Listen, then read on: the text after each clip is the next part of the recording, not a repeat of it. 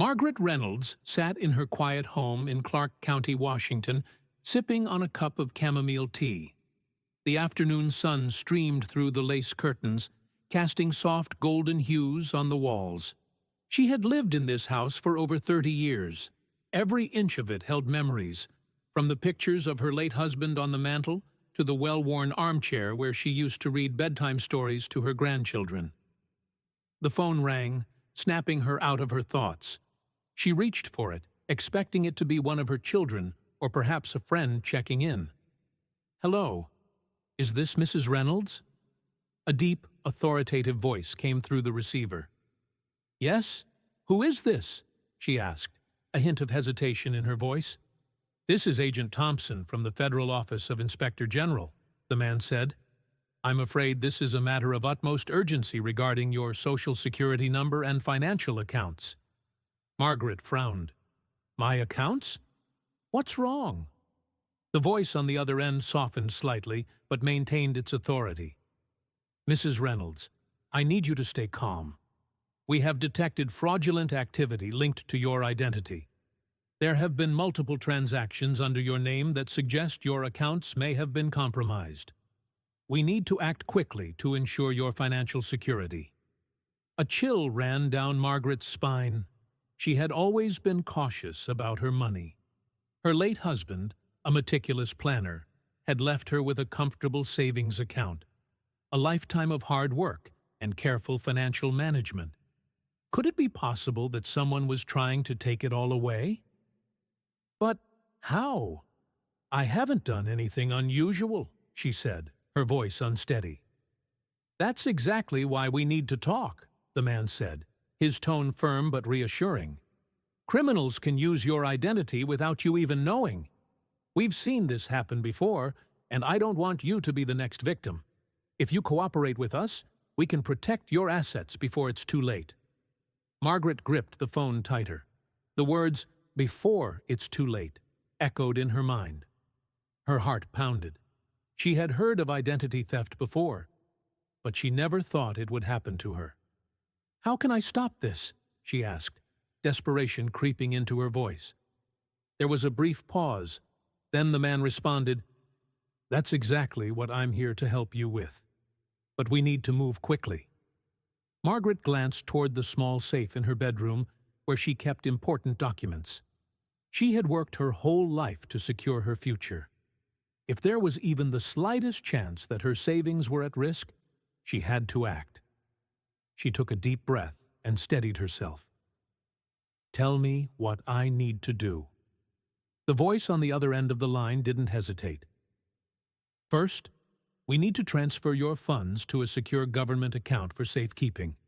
But before we do that, we need to verify your assets. I will guide you step by step. Trust me, Mrs. Reynolds, you're doing the right thing." Margaret closed her eyes, feeling the weight of her decision pressing down on her. She didn't know it yet, but this was the moment that would change everything. Margaret Reynolds sat on the edge of her armchair, gripping the phone so tightly that her knuckles turned white. The man on the other end, Agent Thompson, as he called himself, spoke with a calm authority that made her feel both reassured and uneasy at the same time. "I understand this is overwhelming, Mrs. Reynolds," he continued, his voice steady. "But we need to act quickly.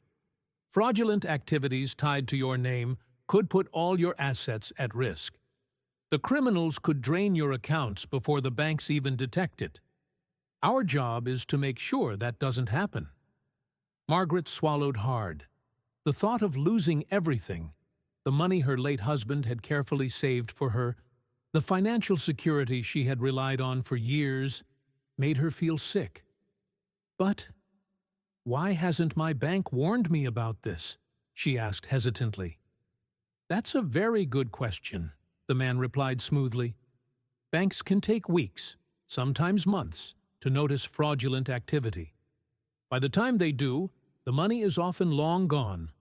We work ahead of them, identifying these threats before they strike. That's why we reached out to you first." Margaret nodded slowly, though he couldn't see her. It made sense, in a way. If the government had special fraud detection systems, maybe they could see threats before the banks could. And if someone had stolen her identity? She shuddered at the thought. "Okay," she said, her voice barely above a whisper. "What do I need to do?" Agent Thompson hesitated just long enough to make it seem like he was carefully considering his words. "For now, we need to verify your available funds. This is simply a precautionary step. We will not move anything just yet." "Verify how?" "I need you to go to your bank in person and withdraw a small portion of your savings in cash.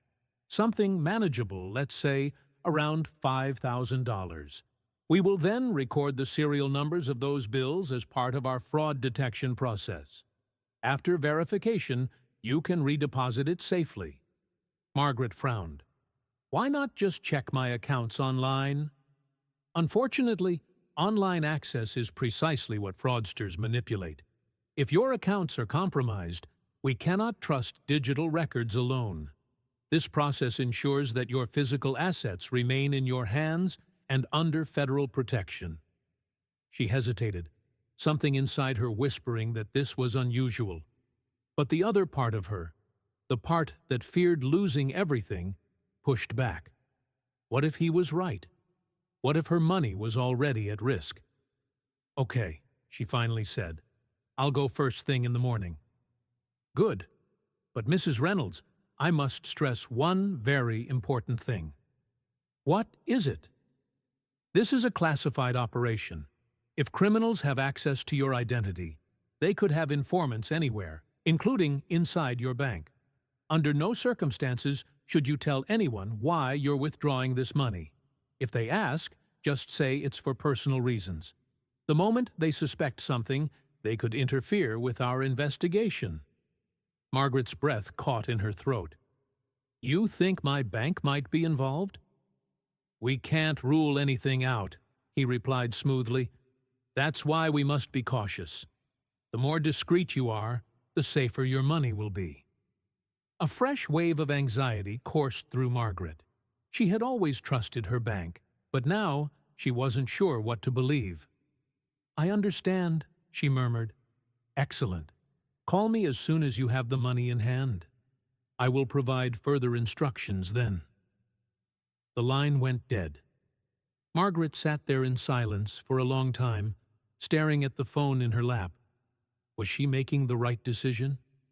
She thought of her husband, of the way he had always told her to be careful with their finances. He had been the cautious one, reading the fine print on everything. She wished he were here now to tell her what to do, but she was alone in this, and tomorrow she would take the first step into something she didn't yet understand. Margaret barely slept that night. Every time she closed her eyes, she imagined shadowy figures moving behind her back, criminals draining her accounts, leaving her with nothing. The voice of Agent Thompson echoed in her mind. "We must act quickly. The more discreet you are, the safer your money will be." By morning, the weight of responsibility sat heavy on her chest. She dressed carefully. Nothing flashy, just her usual beige cardigan and comfortable slacks. She wanted to appear as normal as possible. "No one can know what I'm doing," she reminded herself.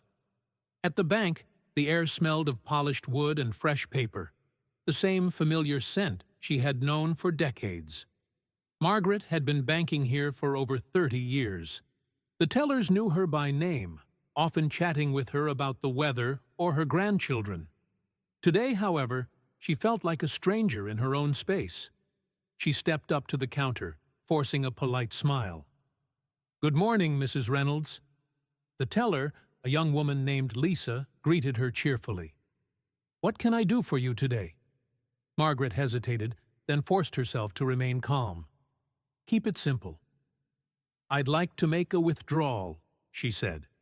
"Of course." "How much would you like to take out?" Margaret took a breath. $5,000, please." Lisa's friendly expression flickered for just a second before she nodded. "Certainly. Would you like that in specific denominations?" Large bills are fine, Margaret replied, her palms sweating. Lisa typed something into the system, then glanced up. I'll need to get approval for that amount, but it shouldn't take long. One moment, okay? Margaret's stomach twisted. Approval? Was that normal? Was this a test? She resisted the urge to look over her shoulder. She had always trusted this bank, but now she wasn't so sure. What if Agent Thompson was right? What if someone inside the bank was part of the fraud? A few minutes later, the manager, Mr. Callahan, appeared from his office. A tall man with salt and pepper hair, he had known Margaret for years. Mrs. Reynolds, he greeted warmly. Lisa told me you're making a large withdrawal today. Everything all right?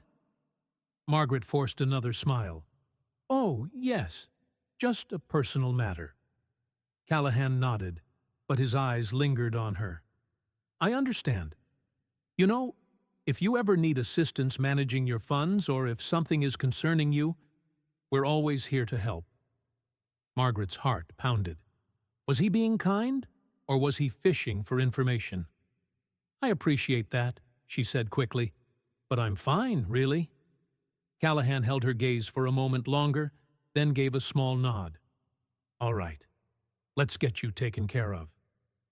A few minutes later, Lisa counted the crisp bills into Margaret's hands. She placed them into a small white envelope and slid it across the counter. There you go, Mrs. Reynolds. Let us know if you need anything else. Margaret nodded, clutching the envelope tightly. Thank you. She turned and walked toward the exit, her heart pounding so loudly that she swore the entire bank could hear it. Every step felt heavier. She imagined all eyes were on her, watching, knowing. As soon as she stepped outside, she exhaled sharply, her grip tightening on the envelope. She had done it. Now, all she had to do was call Agent Thompson. Margaret hurried to her car, checking her surroundings before she got in. She pulled out her phone, her fingers trembling as she dialed. The line rang once, twice. Then the voice answered. Mrs. Reynolds, I assume you have the funds? Yes, she whispered. Good, he said smoothly. Now, listen very carefully. Your next step is critical. Margaret swallowed hard. What have I gotten myself into? Margaret's hands trembled as she gripped the phone. She was sitting in her parked car outside the bank, the white envelope filled with cash resting on the passenger seat like a silent weight pressing on her chest. Agent Thompson's voice was calm and deliberate. You've done well, Mrs. Reynolds. Now, we need to move to the next step. Are you alone? Margaret glanced around, scanning the parking lot. A couple of people walked past, chatting about something she couldn't hear. Cars pulled in and out of spaces, their drivers oblivious to the storm raging inside her. Yes, she whispered. Good. Now listen closely. To confirm that your funds are secure, we need to have them inspected by an undercover agent.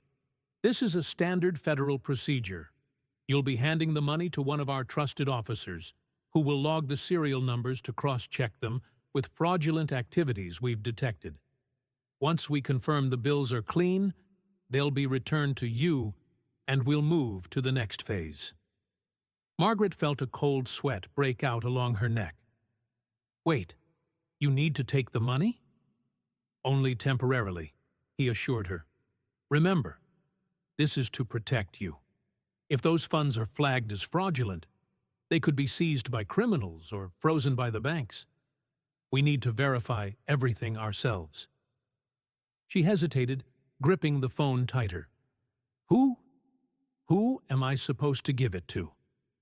There was a short pause before he responded. One of our field agents will meet you.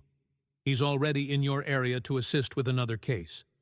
I'll provide you with a secure location where you can hand over the funds. It's a public place, so you'll be safe. The process will be discreet, and once we're done, I'll personally ensure the money is returned to you immediately. Margaret bit her lip, glancing at the envelope again. Every fiber of her being screamed that this felt wrong. But what if it wasn't? What if this really was the government protecting her? She thought about the bank manager's questioning look, the vague warning that they were always here to help. What if he was in on it? What if Agent Thompson was the only person keeping her safe? "Where do I go?" she finally asked, her voice barely above a whisper. There was no hesitation on the other end. "There's a grocery store parking lot about 10 minutes from your location. You'll meet our agent there. He'll identify himself with the phrase, 'Security check in progress.' Your response should be, 'Confirmed clearance.' Once you verify him, hand over the envelope, and he will take care of the rest. Do you understand?" Margaret's heart pounded so loudly she could barely think. This felt like something out of a spy movie, secret phrases, parking lot meetings. But this was real. This was happening to her. "I understand," she murmured. "Excellent. Head there now. And remember, this is for your protection. Call me as soon as the handoff is complete." The line clicked dead. Margaret sat frozen in her car for a long moment, staring at the blank screen of her phone. Then, with a deep breath, she started the engine and pulled out of the parking lot. The drive felt longer than 10 minutes. Her fingers clenched the steering wheel so tightly that her knuckles turned white. Every turn felt like it was leading her deeper into something she couldn't escape.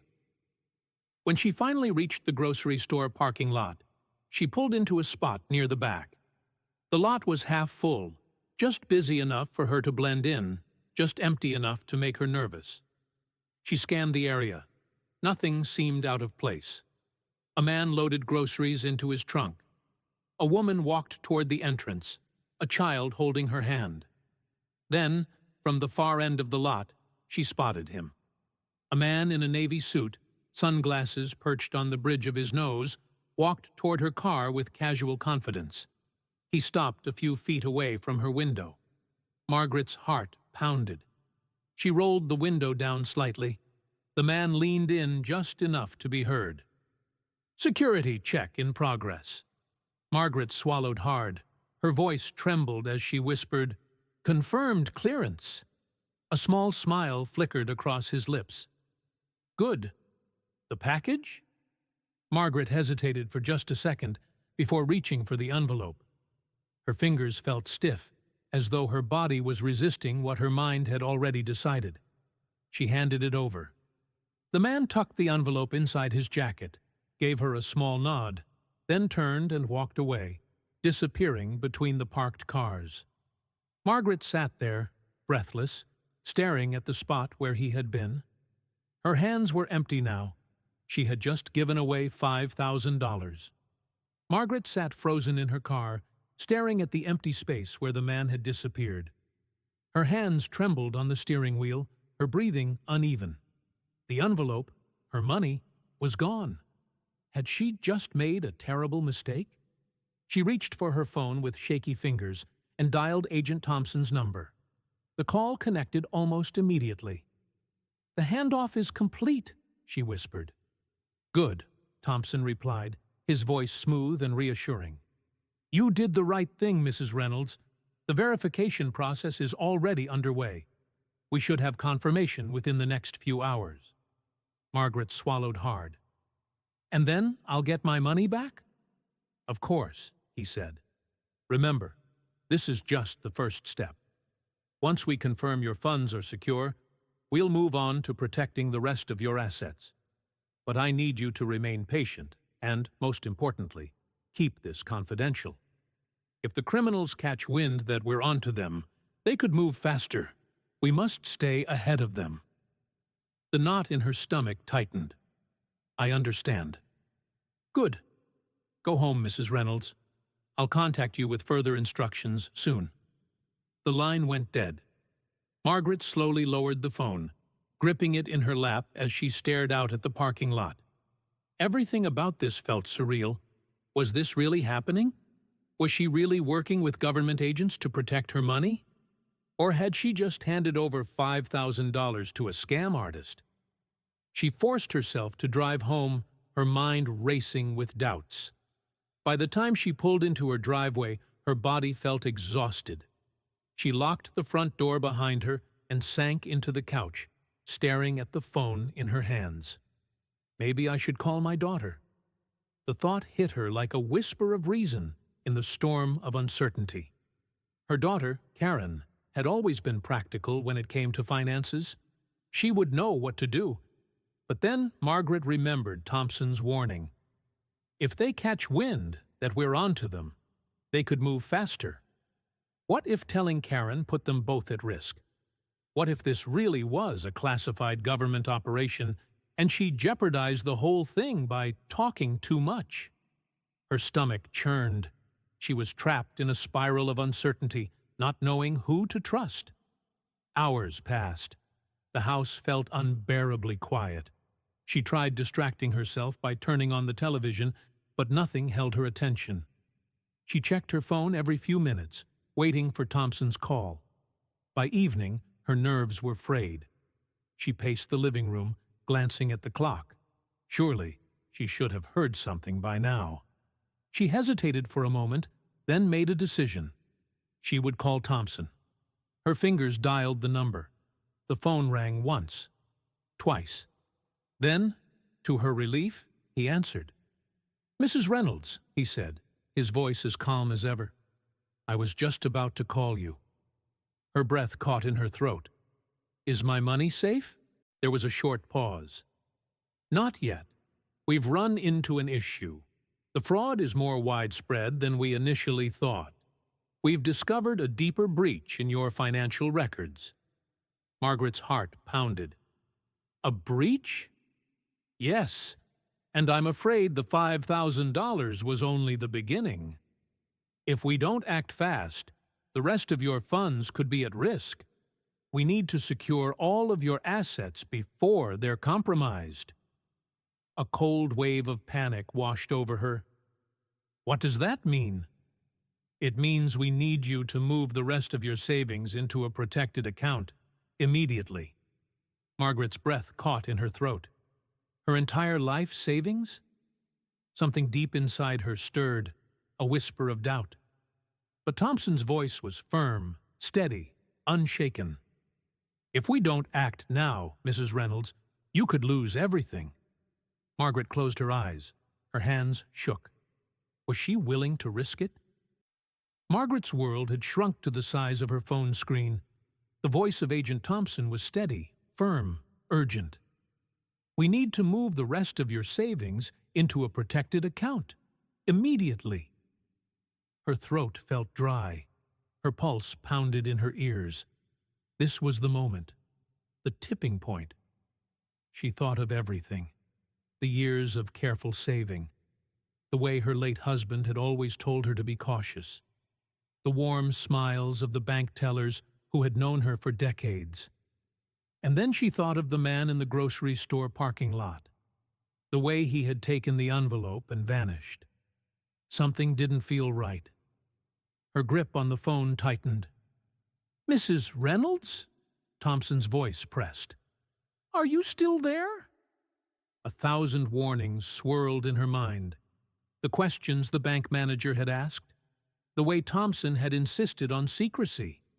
The sense of isolation he had created around her, making her feel like he was the only person she could trust. And then it hit her. He had never called her by her full name. Never once confirmed his identity beyond the voice on the other end of the line. If they catch wind that we're onto them, they could move faster. He had told her not to tell anyone, not even her family, not even the bank. Her heart pounded. "Mrs. Reynolds?" She took a breath, steadying herself.